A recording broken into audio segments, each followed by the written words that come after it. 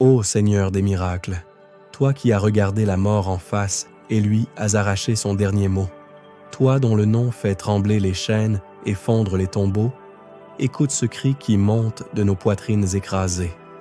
Pourquoi, ô Dieu, la douleur nous dévore-t-elle comme un feu lent et sans pitié, alors que ton amour est un océan sans rivage, un torrent de vie qui ne devrait jamais tarir? Pourquoi nos corps crient-ils encore dans le silence, alors que ta voix a déjà vaincu l'agonie du Golgotha? Père des miséricordes, nous venons à toi les mains vides et le cœur en lambeaux. Regarde nos corps qui ploient sous le poids invisible de la maladie, les os qui brûlent, les poumons qui s'essoufflent, les veines qui charrient, plus de fatigue que de sang, les nuits où le sommeil fuit comme un oiseau effrayé.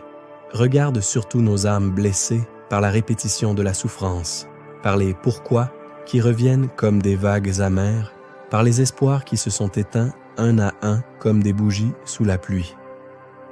Divin médecin, toi qui as touché la lèpre et l'as fait disparaître, toi qui as mis tes doigts dans les oreilles des sourds et ouvert leurs tympans au chant des anges, toi qui as dit à la femme courbée depuis 18 ans, « Redresse-toi », et qui l'a vue se relever comme une fleur après l'orage.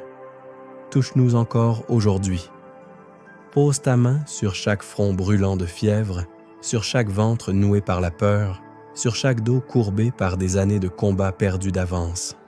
Que ta lumière, plus forte que 1000 soleils, traverse les ténèbres épaisses de nos cellules malades, dissolve les tumeurs, apaise les inflammations, répare les tissus déchirés, régénère le sang épuisé.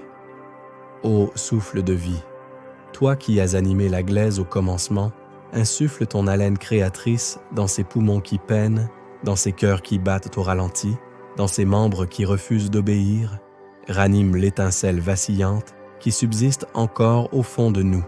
Fais que chaque respiration devienne une prière muette, chaque battement de cœur un amen tremblant, chaque larme une offrande qui retourne à toi pour être transformée.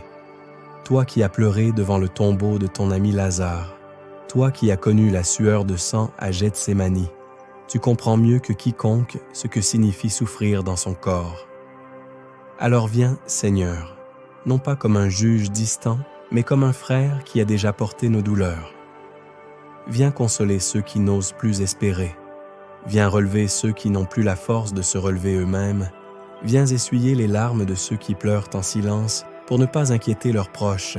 Et maintenant, ô Dieu Tout-Puissant, Roi des impossibles, dans un éclat de gloire qui fait plier les cieux eux-mêmes, déchaîne ta puissance rédemptrice. Que ta guérison ne soit pas une petite goutte timide, mais un torrent impétueux, un raz-de-marée de vie. Qu'elle balaie les diagnostics sans appel, qu'elle pulvérise les pronostics funestes, qu'elle renverse les lits d'hôpital en hôtels de louanges. Que les corps autrefois prisonniers se mettent à danser, que les voix éteintes entonnent des cantiques nouveaux, que les regards voilés par les larmes brillent soudain d'une joie enfantine. Restaure, Seigneur, non seulement la santé, mais la dignité bafouée, l'espérance piétinée, la foi vacillante. Fais de chaque personne touchée un témoin vivant, un miracle ambulant, une preuve ambulante que tu vis encore.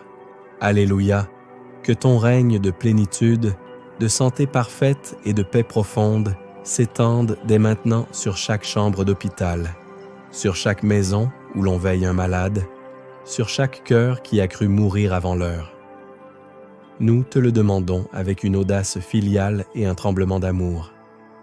Guéris-nous, ô Jésus, pour ta gloire et pour notre salut éternel. Que nos lèvres, hier muettes de douleur, proclament aujourd'hui ta victoire absolue. Que nos vies, hier brisées, deviennent des cantiques vivants. Gloire à toi, maintenant et pour les siècles des siècles. Amen, Amen, Amen.